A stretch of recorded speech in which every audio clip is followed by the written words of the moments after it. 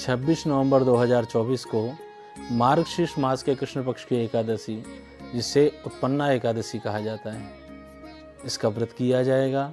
27 नवंबर 2024 को प्रातः सूर्योदय के बाद दोपहर के लगभग 10:30 बजे तक आप सभी लोग पारण कर लें। उत्पन्ना एकादशी का महत्व क्या होता है? उत्पन्ना एकादशी के दिन स्वयं एकादशी प्रकट हुई थी, इसलिए इस दिन अगर हम व्रत करते हैं या व्रत प्रारंभ करते हैं, उसका अनंत गुना हमें फल प्राप्त होता है। कहा जाता है कि 1000 अश्वमेध यज्ञ का फल और 100 राजसूय यज्ञ का फल केवल इस व्रत के धारण करने से हमें प्राप्त होता है। समस्त पाप कष्ट दूर हो जाते हैं। श्री शालिग्राम जी भगवान का पूजन करना चाहिए। पंचामृत आदि से भगवान को स्नान करवाना चाहिए और भगवान की श्री वृंदा देवी, उनको अर्पण करना चाहिए श्री शालिग्राम जी के ऊपर। आप सभी लोग भगवान का कीर्तन करते हुए भगवान की सेवा करें, मंत्र जाप महामंत्र करते हुए भगवान की सेवा करें और एकादशी के दिन अधिक से अधिक नाम जप अवश्य करें। एकादशी व्रत कथा। कहा जाता है कि सतयुग के समय एक दैत्य था जिसका नाम था नाड़ीजंग। उसका पुत्र था मुर। इतना अत्यधिक उसने आतंक मचा रखा था कि देवताओं के अमरावती नगर में पहुंच करके इंद्र के आसन से इंद्र को हटा दिया और देवता इधर उधर भटकने लगे, डर के भागने लगे। वायुदेव भी डरने लगे, अग्निदेव भी डरने लगे, वसु आदि भी डरने लगे। इतना मुर दैत्य बलवान था। भगवान शिव की शरण पे समस्त देवता गए, उनसे प्रार्थना की तो आज भगवान भोलेनाथ ने कहा, हम सभी भगवान नारायण की शरण में क्षीर सागर में चलते हैं, वह हमें कोई ना कोई मार्ग अवश्य दिखाएंगे।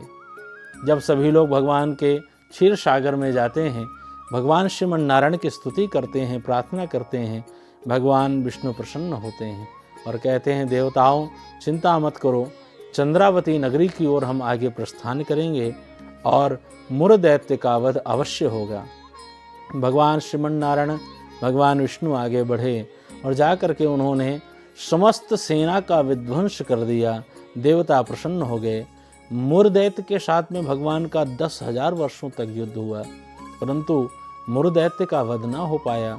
भगवान धीरे धीरे आज बद्रिकाश्रम की ओर पहुँचे और वहाँ एक गुफा में जाकर के भगवान विश्राम करने लगे। मुर दैत्य भी वहाँ पहुँचा और भगवान को सोया हुआ जाना और उठाने का प्रयास किया। भगवान के शरीर से एक दिव्य देवी उत्पन्न हुई, जिसने प्रकट हो करके उस दैत्य का संहार कर दिया, उसका वध कर दिया।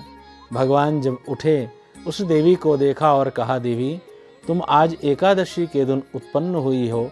आज मार्गशीर्ष मास के कृष्ण पक्ष की एकादशी है, इसीलिए आज से तुम्हारा उत्पन्ना एकादशी नाम होगा। और जो भी एकादशी का व्रत बड़ी श्रद्धा भक्ति भाव से मनुष्य करेगा, उसके समस्त मनोकामनाओं को आप पूर्ण करेंगी और कष्टों को दूर करेंगी, भय को दूर करेंगी, उसके मनोरथ को, अच्छे कार्य की सिद्धि को आप संपूर्ण रूप से सफल करेंगी।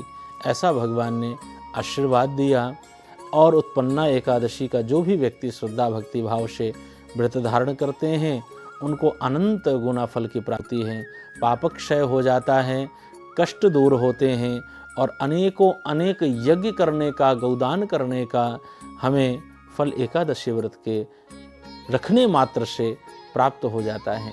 आप सभी वैष्णव भक्त अवश्य ही एकादशी का व्रत किया करें। आप सभी को उत्पन्ना एकादशी की हार्दिक शुभकामनाएं। राधे राधे।